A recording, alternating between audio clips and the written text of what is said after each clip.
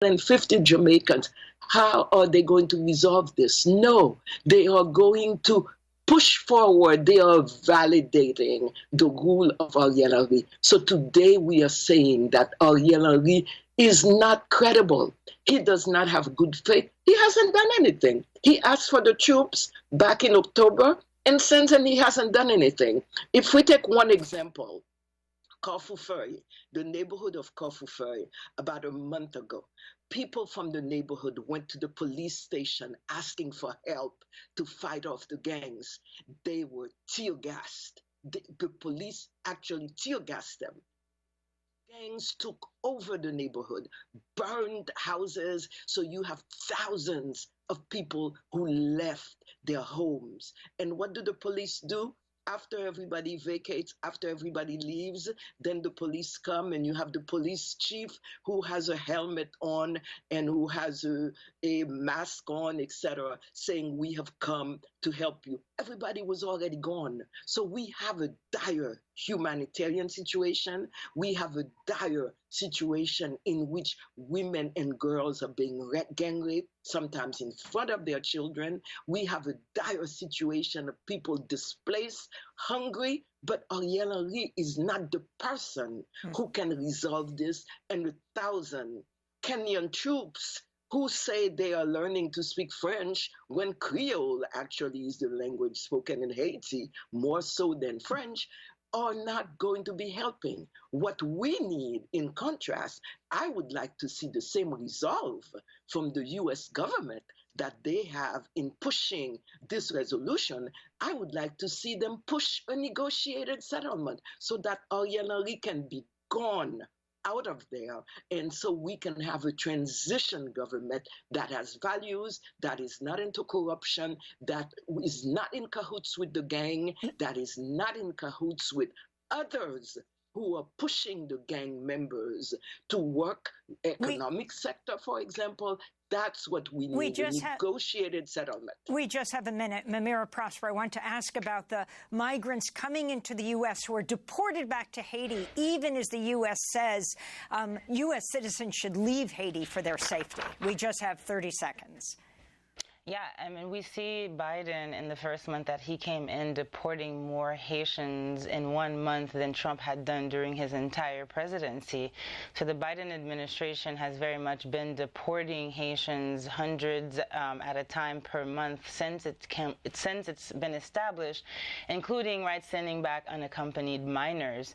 At the same time, as you said, the U.S. Embassy in Haiti is closed until 2025 because of security issues, kidnappings, massacres, etc. And Biden now has a parole program, which is really a sort of a cover for a workers program, right, that Haitians can come in for 2 years and work, and they're ending up in Amazon warehouses, on farms in New England. And so you see that there is this hypocrisy in the Biden administration Mamira Prosper, we're going to have to leave it there. Assistant professor at University of California, Irvine, and Monique Kleska, Haitian pro-democracy activist. This is Democracy Now! I'm Amy Goodman with Juan Gonzalez. Thanks so much for joining us.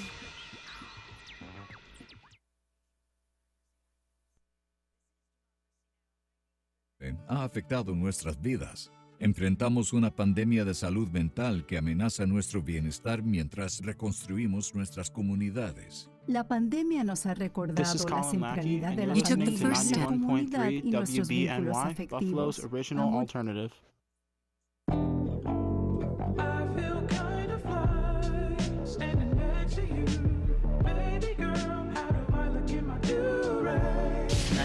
FM WBNY is proud to present Democracy Now! With Amy Goodman. Welcome to Democracy Now! Award-winning investigative journalism. Is the NRA imploding? Providing relevant analysis that makes you think. Secret State Department documents, including evidence of U.S. war crimes. Fact-finding reports you will not hear elsewhere. Democracy Now! Airs Monday through Friday, 8 a.m. on 91.3 FM, WBNY, Buffalo. Ready for radio that's challenging, innovative, and encouraging? Tune in, Living for the People. This is L. Nathan Hare. Join me right here, 91.3 FM, WBNY. Mondays, Wednesdays, and Fridays at 9 a.m. after Amy Goodman's Democracy Now! will provide objective analysis regarding current issues. Call 878-5104. It's Living for the People on 91.3 FM WBNY. WBNY Buffalo. The views expressed on the following program are not necessarily those of 91.3 FM WBNY, the United Students Government at Buffalo State, or Buffalo State itself. Due to the opinionated nature of these programs, listener discretion is highly advised. If you have any questions or comments about today's program, you can give us a call at 716-878-5104.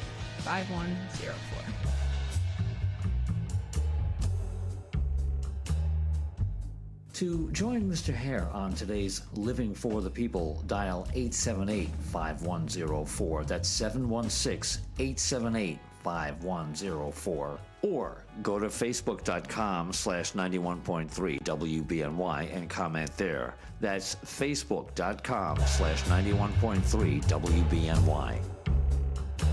All right, welcome to Living for the People. This is L. Nathan Hare, your host. Welcome you to our broadcast focused on providing you insight into events shaping our national and regional world and the facts behind those events and policies that are shaping our world for today and for tomorrow. Join us weekly on Mondays, Wednesdays, and Fridays from 9 a.m. to 10 a.m. following Amy Goodman's Democracy Now! Program. And of course, you know our program is live, so you can call in, you can join our discussion. We really hope that you will. Our number here again is 716-878-5104. That's 716-878-5104. 5104. We're also here with Norm Carter, who is our in-studio audience of one, but he's out doing some shopping for Willie right now. I don't know if it's shopping. He actually might be. He might be getting some coffee and Danish. He's on assignment somewhere. Yeah. And if he gets into the studio, we'll holler at him. But we're here with Willie H., who is the producer, the engineer that makes it possible for us to live stream this program. Welcome, Willie.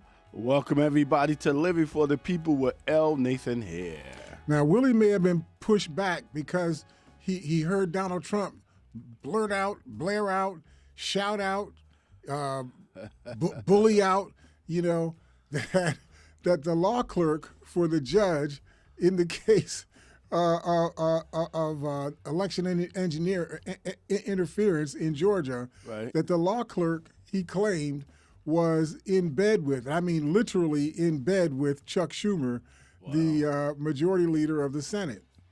Wow. Now, where that comes from, I don't know, but I'll read to you the report. Wow.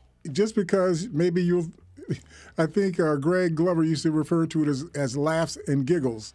So maybe this will give you a laugh and a giggle. But Trump was ordered to actually shut up. That's in the report. Trump was ordered to shut up and stop launching personal attacks. This is an article that was written by Jose Peglieri. This was written for the Daily Beast. So if you have your computer, you can type in Daily Beast and then type in Judge rebukes Donald Trump, and you'll see all of these reports will come up discussing this incident. And so what the judge ordered was for Trump to shut up and to stop launching personal attacks against the judge's court staff. He called it a rude interruption of his bank fraud trial's second day in New York. Wow. At 3 p.m. Yesterday, after an unexpectedly long lunch break, Judge Arthur Engoron revealed that he had previously warned Donald Trump not to engage in aggressive and libelous attacks against the justice system, which he has done across the country, only to discover, the judge just discovered after he had told Donald Trump not to do this, he discovered that Trump had already crossed the line. I mean, it's funny, but it's not funny. It's ridiculous. Mr. Hare, was this recent? This happened yesterday. Yesterday, wow. This was 3 o'clock or 3:10 yesterday. 3 p.m. The judge had ordered Trump to stop engaging in this behavior, and then when he went online, I don't know. I guess he was searching for evidence that Trump was or was not complying. Right. He found out that Trump had already broken. the rule. He had already broken it in the 5 minutes before the judge. That's the way the man lived. Y'all don't understand. He's been living like this all his life. I mean, when you talk about a person living on the edge, Trump lives on the edge all the time. He's been living like this all his life. And I think people do know that, but the officials are, people that try to do the right thing, they're like, what is this guy doing? Yeah. So here's what Trump said. Apparently he said this sometime on yesterday morning. It says, why is this is Trump posting on that Truth Justice, whatever he calls it, Truth social media site. He posts, why is Judge Engoron's principal law clerk, Allison R. Greenfield, palling around with Chuck Schumer? She said, It goes on to say, Trump also linked her to her personal Instagram page, drawing attention to or the attention of his fan base, his fanboys and fangirls, that now are going to jump down Greenfield's throat, just because Trump said that she was palling around with Chuck Schumer. Right. Now, if Greenfield is a law clerk and Schumer is the majority leader who is one of the witnesses to the trial, wouldn't it be logical that they would meet and talk to each other during the course of breaks in the convening of the trial? Right. Wouldn't that just take place? Right. And if you took a picture of them talking to each other, does that mean that they're in bed with each other? So Greenfield earned Trump's ire by consistently shutting down his legal team's delay tactics and spurious arguments in court. So this is what the real deal is.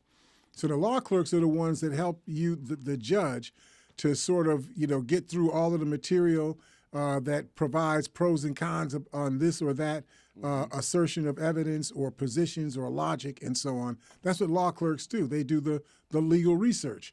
And apparently Trump becomes aware that this woman is doing the legal research, and he doesn't appreciate it because she's doing like actual legal research.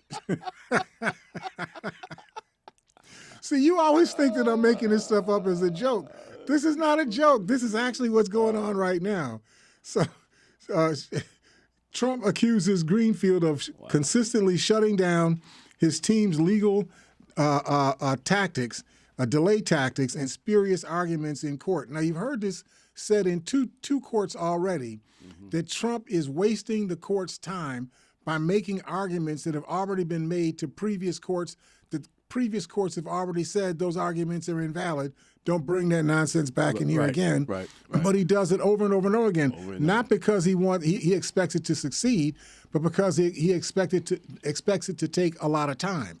And the further he takes, the most time he takes up, or the more time he takes up in making the court have to go through this process of ruling on these wild assertions that Trump keeps making, that moves the clock further and further back. What Trump wants is to get into 2024, into the first primaries, and then claim that the courts and the Justice Department are interfering with an election because they're interfering with Trump's ability to run in the election because of the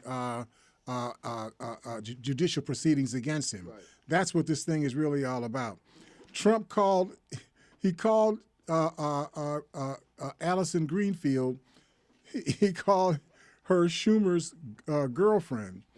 And said, so the Daily Beast said that they actually checked this out, that Greenfield is not dating the senator, and she complained that she is running. Trump complained that she is running this case against him. How disgraceful!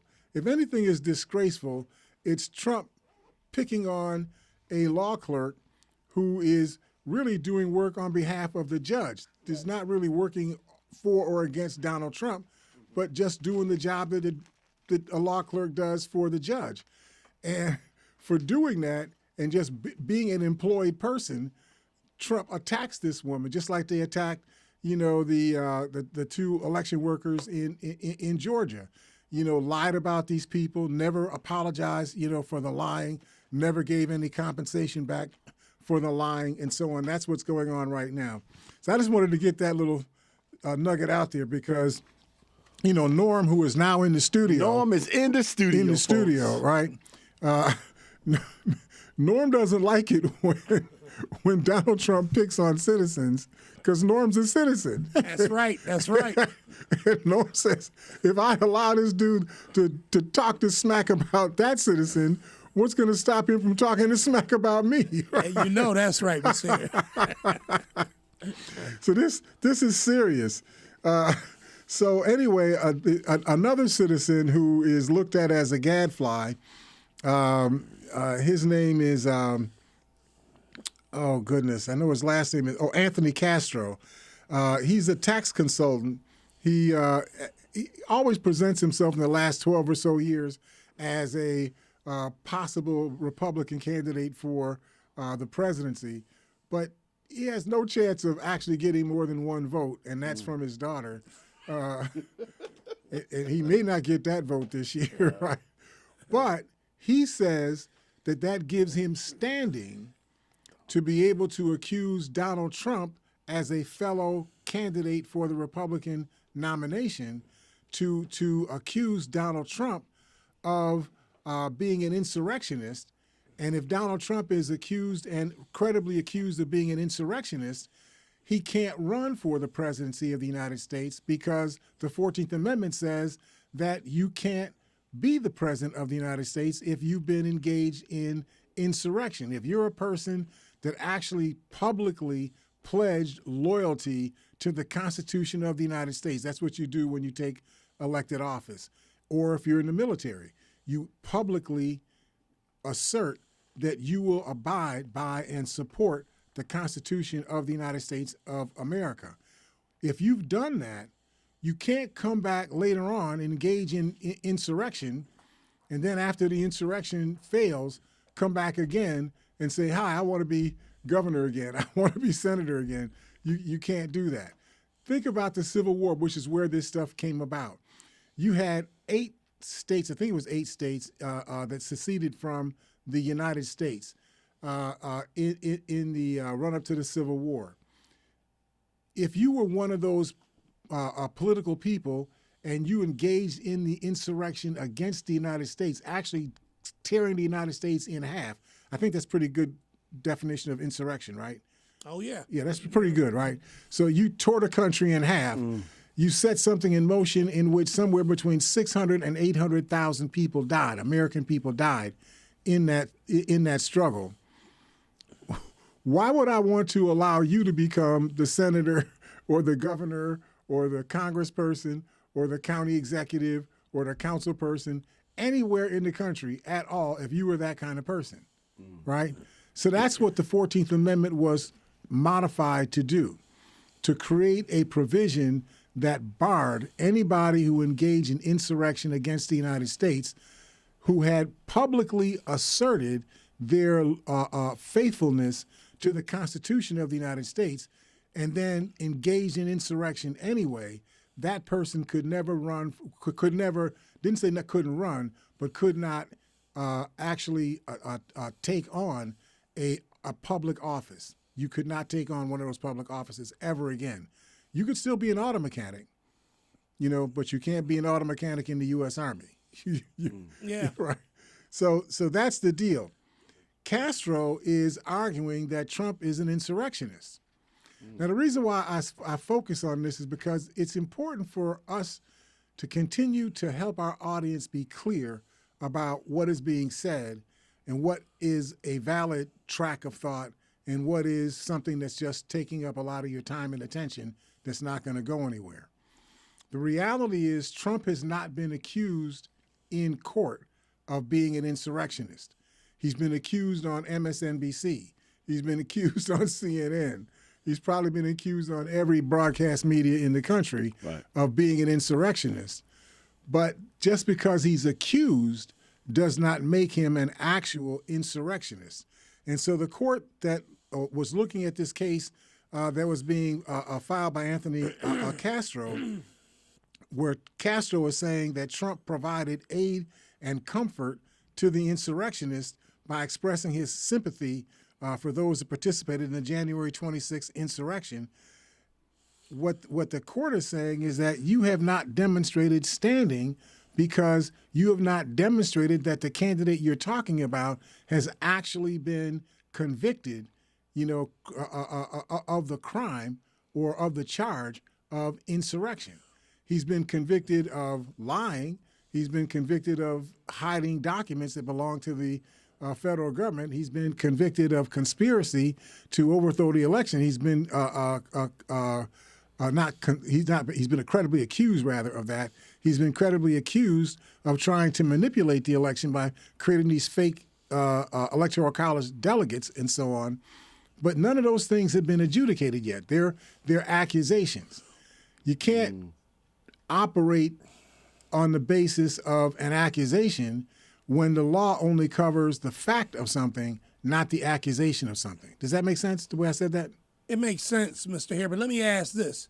If all of the, on January 6th, we've got people that are incarcerated due to what they did on January 6th, and President Trump was the major participant as far as inciting what they did. Now, we know, just as we spoke before, when you look back and you see Charles Manson went to jail for, he didn't do the crime, but he incited the people and he was credibly proven to have been the one that incited these people, that organized these people. Well, we do know that he's proven. I know, but see, we can't. You utilize credibly proven. You can't go to court and say, "Well, we know." That's not evidence. I get it. It's a feeling, but that's not evidence. Even when we say that Trump incited, you can't. We have not proven in a court of law yet that Trump incited the insurrection.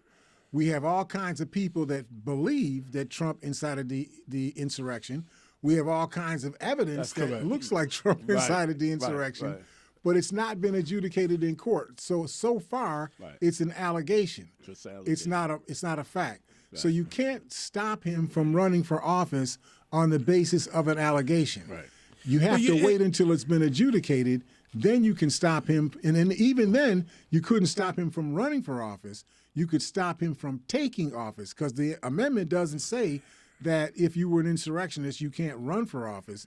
It says you can never hold an office, right? Yeah. If you had been an insurrectionist, you can never hold an office of the United States again. Well, as important as this election is in 2024, it does behoove. I think that we should do whatever we can to make sure that we prosecute him, and get this going. You see, Willie, you see what I go through? Norm is not going to get off this hill, okay? No, Norm is on top of this hill. He's going to fight for this hill. Yeah, Norm's position is Trump is a corrupt, disrespectful, horrible person, and he should never be allowed to run for anything, even to run. And Norman's probably right. Yeah, right. And we all know he shouldn't. We all know this. He shouldn't even be able to run track, right? Yeah, no, he can't run. Yes, so I just wanted to clear that for our audience, because I don't want us to get into the habit of lazy thought, and being undisciplined in our thought, because that grows other things that are not good for us as well. So let's be very clear about what the reality is. The reality is, it appears to us that Trump has done all of these horrible things to undermine the institutions of the United States. But those appearances have to be put into charges, which they have, and those charges have to be adjudicated in a court of law. And it's not until they've been adjudicated in the court of law that they become facts.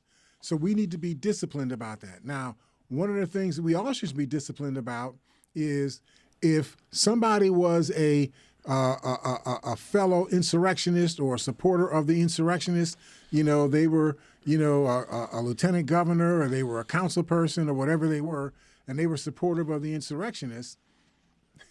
Now that person wants to run for governor or lieutenant governor or a council person. You as the public it seems to me you as the public should be accountable and responsible for ensuring that everything you can do legally, electorally, that doesn't involve using bullets, that you do everything in your power to keep a person like that from getting any leverage, any leg whatsoever up on winning a electoral office. People like that should not be in elected office. If you can't abide by the United States, the Constitution of the United States, you should never become an officer of the United States. That just makes sense, right? And so that's what we really wanted to try to get done in this part of our discussion. There's an organization called Free Speech for People, which filed a petition in Michigan that cites this same amendment, the 14th Amendment, in an attempt to disqualify Trump.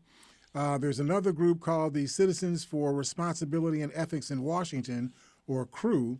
They have also filed a legal challenge and that said that the insurrection provision in the 14th Amendment should block Trump from appearing on the presidential ballot in Colorado if he wins the GOP nomination. Now, that point that they made there made something else clear in my mind. When I first heard about this 14th Amendment, I'm thinking 14th Amendment is the U.S. Constitution. It's a federal issue, right? But the enforcement of the 14th Amendment actually is not started or necessarily enforced at the federal level. Under the Constitution of the United States, it's the states who create the election law in individual states. So a part of election law is who is legally entitled to run for office. If you're the Secretary of State in, say, the state of Georgia, and a person who had been an insurrectionist steps up and says, I want to become the governor of Georgia, you, as the Secretary of State of Georgia, have the right to determine who actually can appear on a ballot in Georgia. That's the enforcement of election law. So it's the Georgia Secretary of State or whoever has that power, over the election law in your state. It's that person who actually can prevent somebody like Donald Trump from being able to appear on the ballot. He could run for office, but he's not going to appear on anybody's ballot, or at least that doesn't have to be. So we should be checking out all of these people who are secretaries of state or whoever is responsible for the election in each individual state. You need to be checking that person out and asking, why are you allowing that person's name to appear on the ballot, if they are? Why are you allowing their names to appear on the ballot when we know that this person is an evil, seditious, criminal consort of demons? And so I'm making all that stuff up to make it salacious, right? But you know that this is a disreputable person. Yeah, but even if that's just an accusation, right? That person is right. What you should do is you should make Trump have to go to court in each individual state and prove to that state's highest court that he has a right, or at least is eligible to appear on the ballot in that state. I think that's the way that this thing ought to go, and we should be judging these elected officials by their own commitment. They can't just talk about Trump's lack of faithfulness. You got to show faithfulness to the Constitution as well in every state. So I think that's another oar that we should be putting in the water, to try to move this ship along. Yeah. Okay. When the CREW organization, this is what they said in their lawsuit. They said, if the very fabric of our democracy is to hold, we must ensure that the Constitution is enforced, and this is the most important part, that the same people who attacked our democratic system not be put in charge of it. And the CREW people says, why do I have to explain that to you? How come you all don't know that already? Yeah. The people who attacked the democratic institutions of the United States cannot become the custodians of the democratic institutions of the United States. How can you trust them with something that they're the ones who broke it? Why would you trust them to be the ones to fix it? Just makes sense, right? Makes sense, sir. So they said, we're not bringing this case, this is the CREW organization. They said, we're not bringing this case to make a point. We're bringing it because it is necessary to defend our republic both today and in the future. and so on. Now, Donald Trump, your cousin, we're being fair and balanced, right? So cousin Donald said, almost all legal scholars have voiced opinions that the 14th Amendment has no legal basis or standing relative to the upcoming 2024 presidential election. He says, it's just another trick being used by the radical left, communists, Marxists, and fascists to again steal an election from their candidate. The worst, most incompetent, and most corrupt president in U.S. history is incapable of winning in a free and fair election. Those were Donald Trump's words, right? Yes, sir. Now, of course, it's not leftist or fascist to oppose an insurrection. I hope that we understand that, right? If somebody tries to take over the country, you're not a communist because you oppose somebody taking over the country. No, not at all. You should have that figured out already, right? Yes, sir. Yes, sir. It says, nor is it fascist or Marxist for you to try to stop somebody from taking over the country. There's the issue on Biden being the worst, most competent, and most corrupt president of the United States. They've been investigating him for 9 months. They've been investigating his son for 5 years. There's no evidence that has surfaced at all showing any corruption by Joe Biden or anybody in his administration. None whatsoever. Yeah. That's just Trump lying again, right? Misdirection. Right? Yeah. And then Biden has already won a fair and a free and fair election. The election of November 3rd of 2020. Yeah. Biden already won that election. So to assert that he can't do something that he already has done is spastically absurd. But Donald Trump is spastically absurd. So that's why he rolls like this. Now, one of the things Trump has been doing is shopping for judges. There are pieces of the law that, us as citizens, we don't really know about unless a case comes up and you get to see it in a case. Right.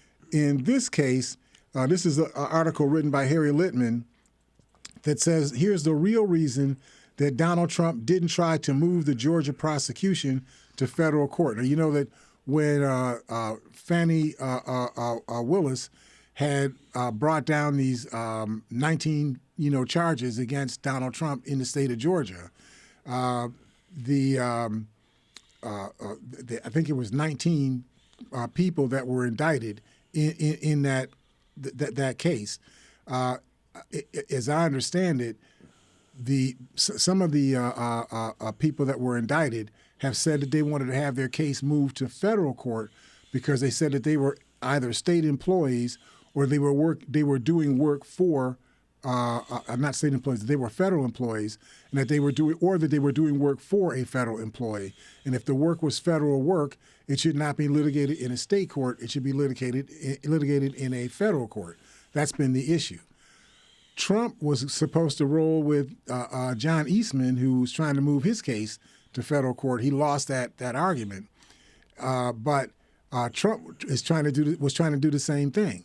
But mysteriously, Trump didn't follow through on that. So the question becomes, why? Why didn't Trump follow through? So the federal venue would have given, according to this article, the federal venue would have given Trump a more favorable jury pool, right? Because the jury pool would have been drawn from the federal district, the southern district of the United States, whereas a jury pool in Georgia would have been drawn from the Fulton County and nowhere else, just in Fulton County. Right from the inner city of Atlanta. Right, which is a majority, not just a majority minority, it's a majority black. Yes, sir. County, right? So you would think that since Trump has talked about those people are all murderers and robbers and rapists and whatnot, that he would want to try to move to a place where he'd get a jury that was more looking like him. Yes. If I could just be blunt, about it, right? And so Trump's lawyers had suggested it to Fulton County Superior Court Judge Scott McAfee that he would be seeking to remove the case, to move it to federal court. But on Thursday, this past Thursday last week, the last possible day that he could file an updated notice that he intended to file for removal of the case from a Georgia state court to a federal court, they didn't do it. They didn't follow through. His team gratuitously added that the decision was based on Trump's well-founded confidence that his honorable court intends to fully and completely protect his constitutional right to a fair trial and guarantee him due process. Like they were keeping the trial in Georgia because, we trust you, in Georgia to do a fair adjudication.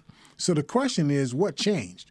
Why did Trump decide to leave the case in Georgia state court rather than try to move the case to federal court?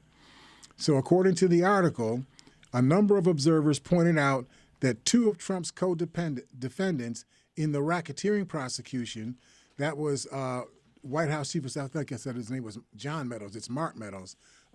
Chief of Staff Mark Meadows and former Assistant Attorney Jeffrey Clark, Attorney General Jeffrey Clark, have made a rough ride pursuing their own removal bids, or they have had a rough ride. Trump may have calculated that his odds were similarly long and not worth the risk.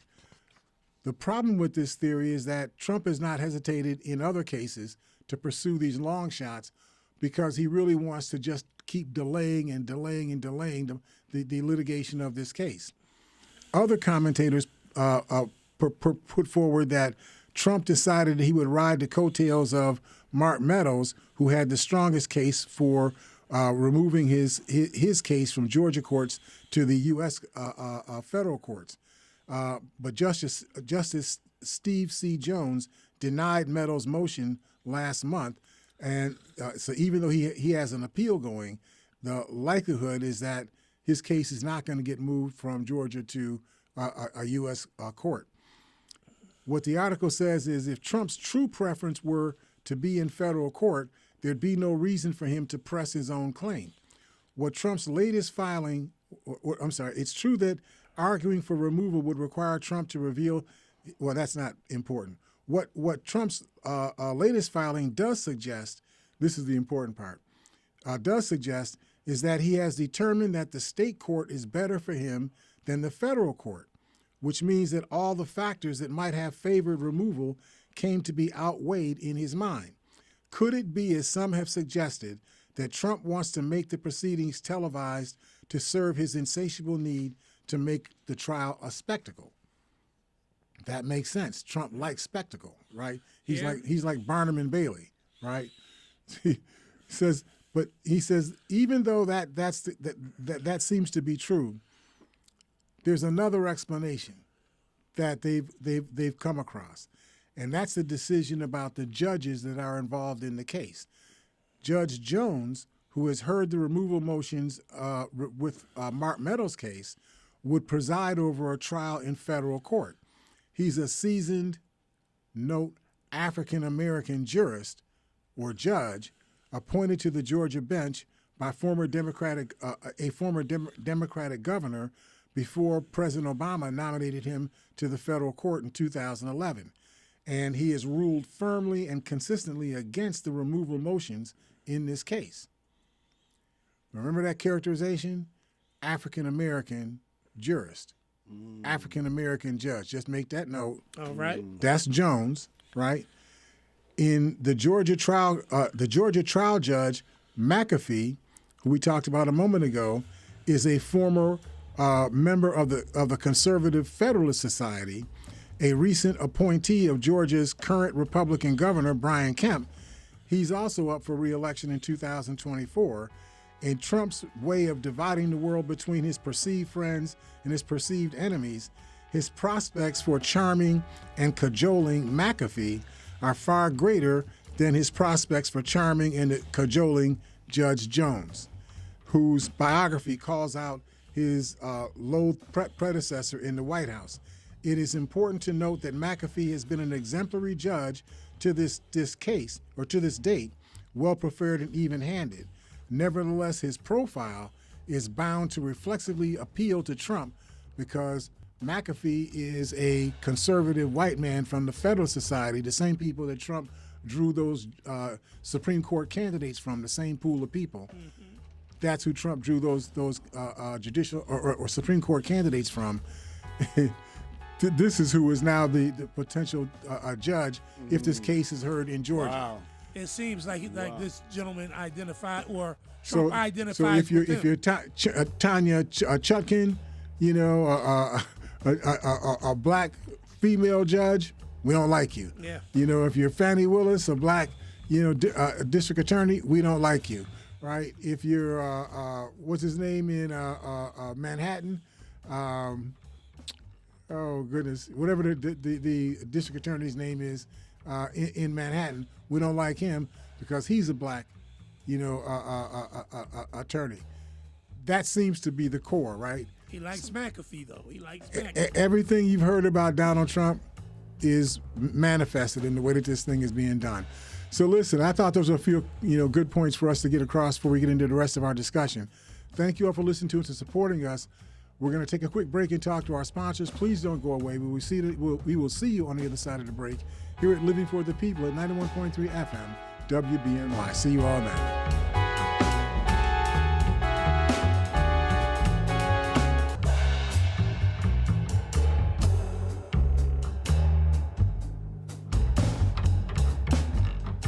Ready for radio that's challenging, innovative, and encouraging? Tune in, Living for the People. This is L. Nathan Hare. Join me right here, 91.3 FM WBNY.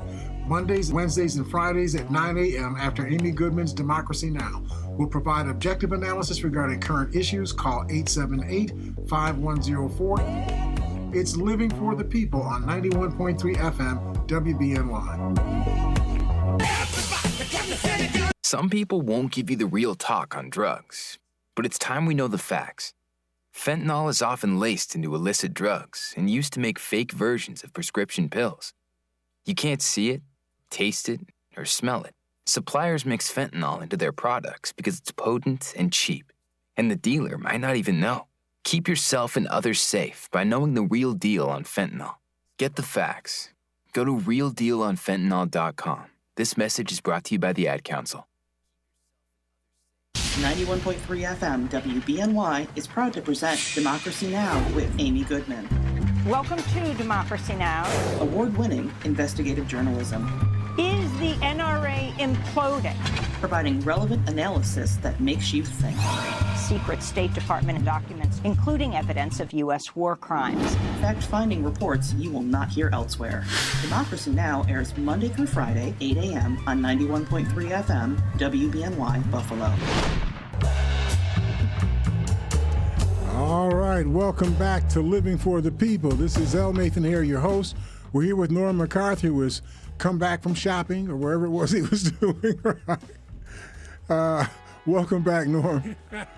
Thank you, Mr. Hare. And of course, we're here with Willie H., who does the live streaming of the program. Welcome, Willie. Welcome, everybody. I got my new MacBook Pro working. I don't know if they know what you're talking about. That's all right, but I'm excited. Just know it's his new toys. My new toys. You guys can call us up, 716-878-5104. That's 716-878-5104. Call us up. Let us hear what you got to say, folks. Come on, let's go. So what's your thoughts about the Biden impeachment inquiry? Wow. They held initial hearings last week. Jim Jordan, and James Comer and all jumping up and down, getting real animated about stuff that didn't seem to make any have any consequence, but trying to extrapolate meaning out of things that didn't have any meaning and so on. So Rachel Maddow has a blog site, and on that site, a guy named Steve Bannon wrote this article. He says that the GOP's first impeachment inquiry hearing was an embarrassing fiasco. One senior Republican staffer described the proceedings as an unmitigated disaster. They conceded that House Oversight Committee Chairperson James Comer and his staff just botched this thing real bad. Now, how did they botch it?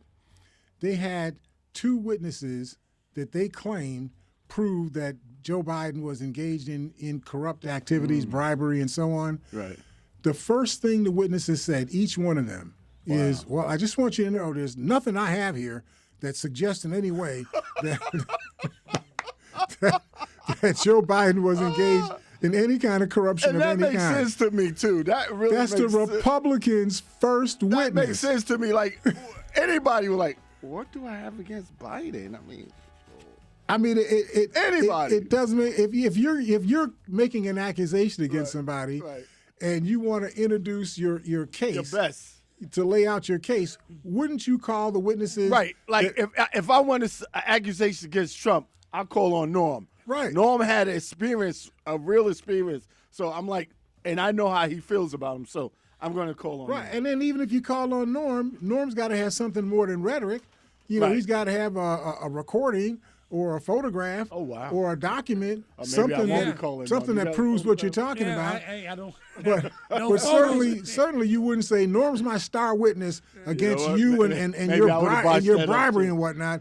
Come on, Norm, go get him. Maybe I would have been like them. I would have botched that up too. No, that just doesn't make any sense. Why would you call your first two witnesses and have your first two witnesses say that there's no crime? and they were just befuddled. They didn't know what to do. When you heard them say that, why didn't you cut them off?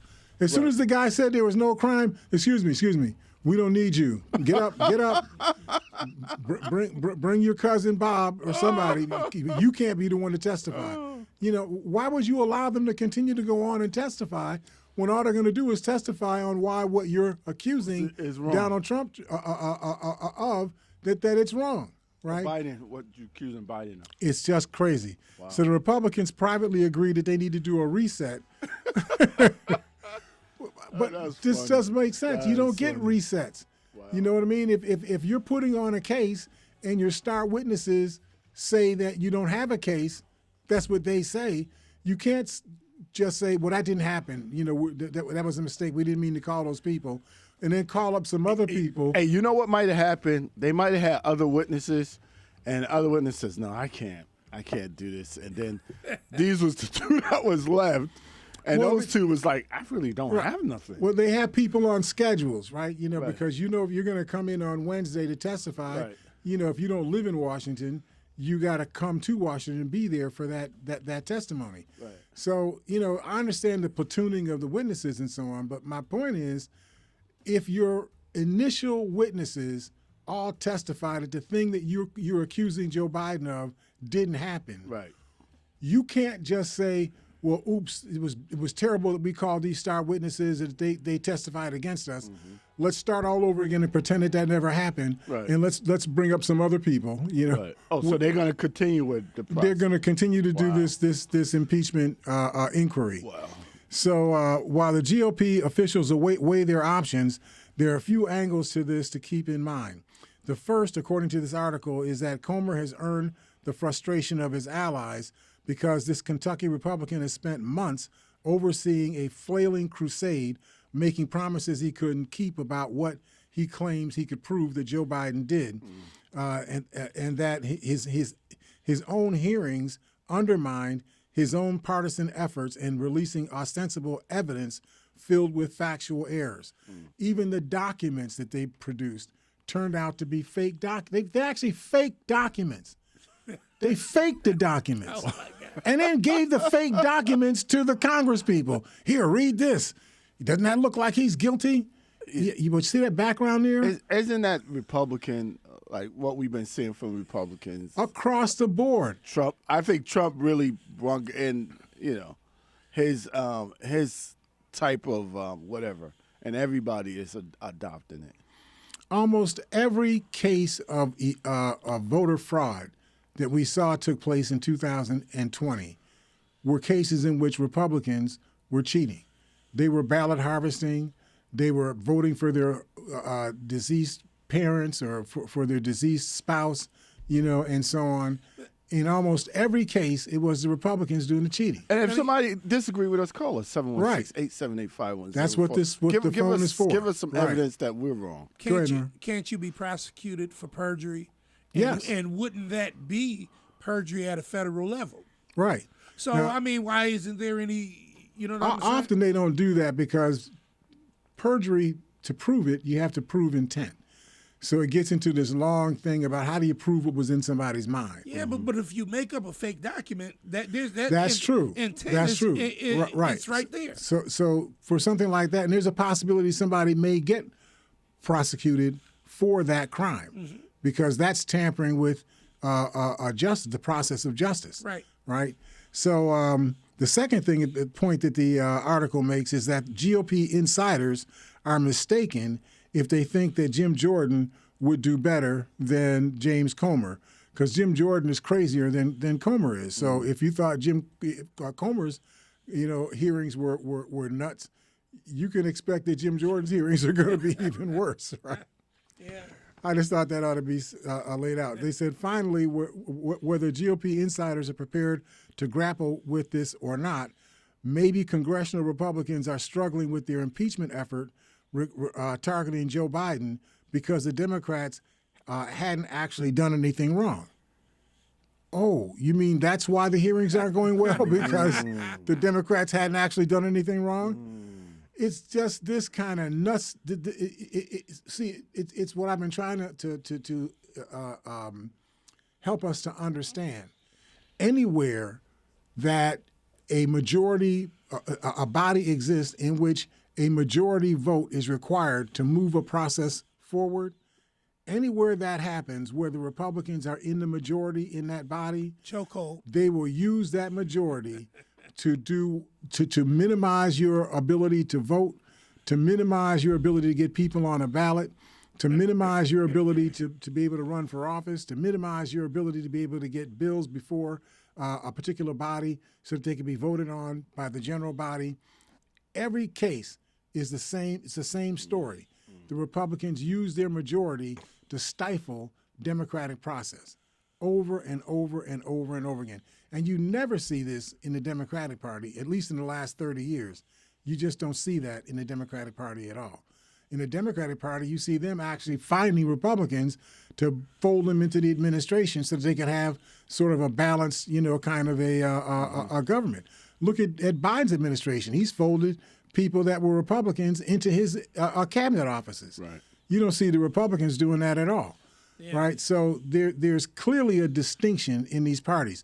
Now, you may say, well, the Democrats get on my nerves. They're waffly. They don't seem to be lockstep, in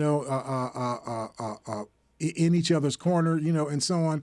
Whatever your issues are, they don't like guns, whatever your issues, whatever you say about the Democrats, though, you have to admit that the Democrats are much more likely to entertain a diversity of thoughts about a particular thing than the Republicans are. The Republicans, they start an argument with, this is the position that we're taking, and if you're not on this position, we're going to accuse you of crimes. We're going to do everything we can to marginalize you. Right. It's just two different spirits, for these parties.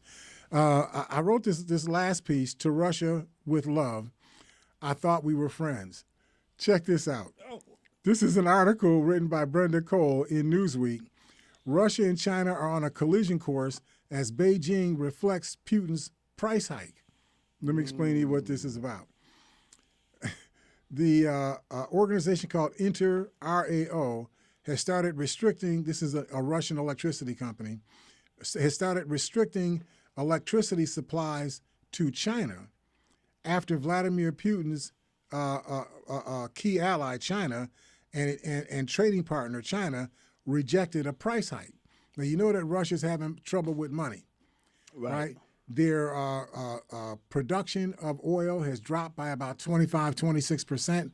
That means the amount of oil they have the ability to sell has dropped by 25 or so percent. So does that mean they're buying more oil from us or from somebody else? That means that people are buying their oil from somebody else, or they're learning how to operate their systems with less oil. Remember what I said before in the beginning of this thing? That's right. The best way to beat these people when they start raising prices is stop using the stuff that they're raising the prices for. If that means you got to walk sometimes rather than drive, walk. Right. Because you have to ask yourself, which is worse, paying an extra $1 or $2 more on a gallon of gasoline, or walking 2 blocks to the to a corner grocery store to get some milk, which are the worst things to occur. And it's probably healthier for you too. Much healthier, right? And so what's happened here is the Europeans have either found other sources of oil, or they found better ways to do what they do so they use less oil to do it, so they don't have to buy as much oil. Right. So that means that Russia's revenues from oil sales have dropped by about 25 or 26%. Since that's like one of the principal ways that Russians make money, this is actually hurting Russia. So they sell electricity to China because Russia has an older infrastructure than China, and so they had the ability to sell surplus power to the Chinese, and the Chinese have been cool with that. They're neighbors and whatnot, so that made a lot of sense. Mm-hmm. But now Russia wants to raise the price that it's going to charge China for electricity by about 7%. Now, you would think 7% would not be a big enough deal for China to walk away from Russia, but that's because you're not Chinese. If you were Chinese and somebody said, for something that you need so desperately, which is electricity, that you use so much of, for somebody to raise the price 7%, not going for that. I'm not you got to think that. in terms of billions of dollars, too. Tens of billions of dollars, right? So the Chinese balked at the price hike, so then Russia gets mad, right? And so Russia starts restricting the supply of electricity that they will even sell to China because China isn't willing to pay the higher price. So the dispute stems from China facing severe electricity problems on their own due to droughts and limits on increasing domestic oil production, while Russia is trying to offset its slump in its currency and its slump in oil sales. So one expert told Newsweek that China is displaying a hard-nosed negotiating approach over Russia's demand, and that China is in a strong bargaining position. Western sanctions on Russia, which follow Putin's invasion of Ukraine, have forced Moscow to pivot to other trade markets, with Russia terming countries being either friendly or non-friendly. So in March of this year, Chinese counterpart Xi Jinping, outside the Moscow-led Eurasian Economic Union, China was the biggest market for Russian electricity or exports of electricity in 2022. They were exporting 4.7 billion kilowatts of electricity. I don't know how much money that is, right? I don't know if it's $1 per kilowatt or 7 cents per kilowatt, but I know it's got to be a lot of money. If you're talking about 4.7 billion kilowatts, right? Yeah, whatever it is, it's big. It's humongous money. Right. So Inter-RAO said that new export duties that came into force October 1 would mean it would raise electricity prices by 7% for customers in China, as well as in Mongolia, Azerbaijan, and in Soviet Georgia, or former Soviet Georgia. Moscow announced in September that these export duties would be linked to the ruble exchange rate on certain goods between 4% and 7% if the ruble was less than 80 cents to the U.S. dollar. Now, interestingly enough, the ruble has almost the same value as the U.S. dollar. 99 rubles equals $1 U.S. So, a ruble is like 1 cent. Less. Right? No, just 1 cent is a ruble. So 99 1 cents equals 99 cents in American cents. So the ruble and an American penny are the same value, right? Oh, wow. Yeah. And so in August, Inter-RAO Representative Alexandra Panina told reporters that if the price were to be rejected by the Chinese, then Russia might completely cut off electricity supplies from China from Russia to China. Well, Mr. Harry, right now with what Russia's going through, this would pretty much be cutting themselves off altogether. They see how Norm went right to the heart of that? I mean, it's right to the heart. You're hitting it right on the head. Yeah, I mean, I can't even understand or fathom if they cut China off, they don't have anything left. They don't have any bargaining anywhere. It just seems, why would you cut off your nose to spite your face? Yeah. Right? I mean, if China is willing to do business with you at all. Exactly. I mean, the fact that you are a pariah country, you invaded another country for no reason other than just avarice, just greed, just desire to maniacally make yourself bigger than you were. The country hadn't done anything to you, hadn't said anything, bad about you. They sold you products. You bought products, from them and so on. Why would you attack Ukraine? Well, when you need money, man, you got to do what you got to do. And I'm sure they need money, weapons, whatever the cases, they need money. It's like, don't laugh at Willie's position, because the reality is that the United States has had a strained relationship with Russia for a long time.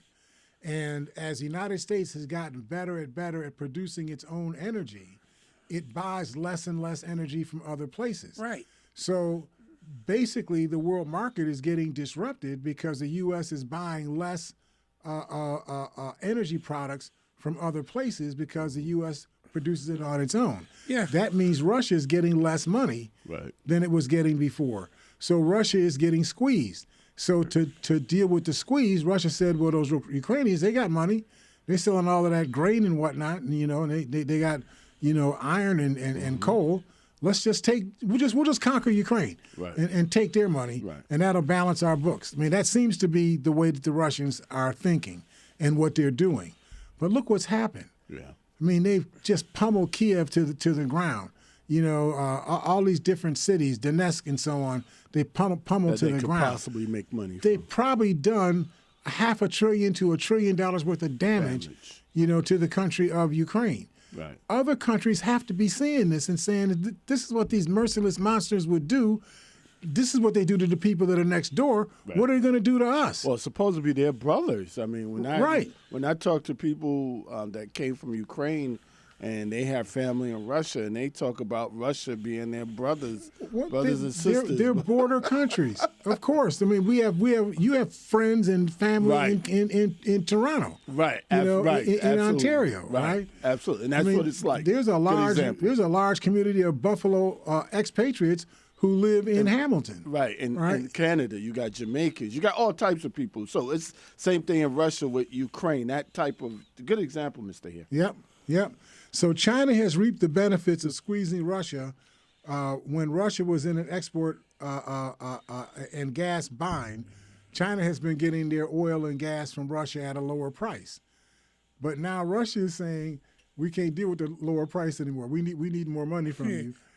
And China's saying, you got to balance your books someplace else. You can't balance your books on my back. When you look at it, this basically goes directly to the advantage of us. When you see it, because if Russia is going to cut China off from gaining or getting these electrical supplies, and right now we are becoming a much stronger export country instead of importing things. We can utilize that. This way, we might even be. We do a lot of business with China, so I think it is naturally for them looking our way to pick that up. So the truth is, we don't have a lot of friends. Okay. Yeah. The people that should be our friends, we're not taking the right kind of care of. Now we take care of Canada, right? Because we love Canada. Right. Yeah. We love Canada because Canada looks like the United States. Right. They talk like the United States. Right. Their buildings look like the United States buildings. Right. Their roads look like United States roads. So we're all down with Canada. Right. But Mexico's across the street too. Yeah. We don't treat Mexico the same way we treat Canada. Yeah. We don't have the same attitude towards them. Right? But my stand is dealing in diplomacy. As far as us being a nation that, we want to be and we are the strongest nation around. But China and Russia are two nations that rival us. Wouldn't it be great if we could utilize this particular thing that's going on between Russia and China to help us as far as We could, but remember, the United States is in the position right now of defending Ukraine. Defending Ukraine means you're in an oppositional relationship with Russia. So the Russians know they can't deal with the United States because they're engaged in crime. Right. So they figure, well, let me go to the Chinese. Right. We're not engaged in crime with, I mean, the Chinese may be criminals, but we're not engaged in crime with the Chinese. We supply them right. So let me try to work out something with the Chinese. They're trying to work stuff out, with Slovakia, which is in the sphere of Turkey. They want to. The Russians are doing what you're saying. They're trying to work out deals. The point that I'm trying to make here is that the Chinese have been supposedly the friend of Russia. Right. That's why I labeled that section from Russia with love. Right. And understandably, but it ain't really love. Right. Understandably so, because Russia, Chinese, get electricity from Russia. And I'm sure some other things. So I understand where Chinese said, well, we're neutral, but hey, Russia, stop putting pressure on us now. Yeah, and their relationship being strained, I think that strengthens our bargaining point. And just remember, the strongest hand that we can have is the hand that does not require anybody's hand but us. So the stronger we are in creating our own energy resources to meet our own energy needs, the easier it is for us to tell other people, you need to shove off. Right. We're not rolling with you anymore. Right. And that's the path that Barack Obama tried to get us on. George Bush tried to do it on fossil fuels, but the goal was to try to relieve America's dependence on foreign oil. And that's what Joe Biden has continued to do during his administration. Do you know right now who is the biggest producers of for electric cars and all of that type of thing right now? Who's leading? The biggest leading electricity the producer in the world is the United States. It's us now. Right. Okay, that's what. We're the biggest producers of virtually everything. Right. So I wanted to get into something about a wish it coulda, shoulda, but we won't have enough time to be able to get into that. But the issue here is that Trump could have had his case heard before a jury, but instead he's got the case heard before this one judge, and this is the same judge who I talked about a little bit earlier, who told Donald Trump to shut up and stop, antagonizing people with these despicable things that you've been saying.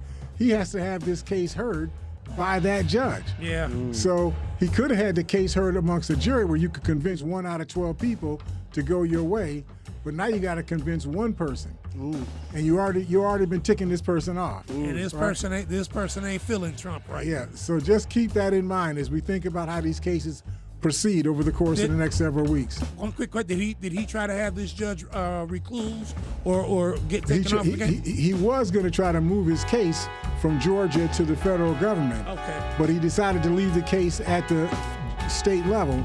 But now he's been trapped because he can't undo it. Once he had a chance to do it, he should have done it, but he didn't. He wish he coulda, and he really shoulda. Woulda, shoulda, coulda. Can't do it now. Thank you all for listening to us and supporting us. We look forward to talking to you all on Friday here at Living for the People at 91.3 FM WBNY. See you all then.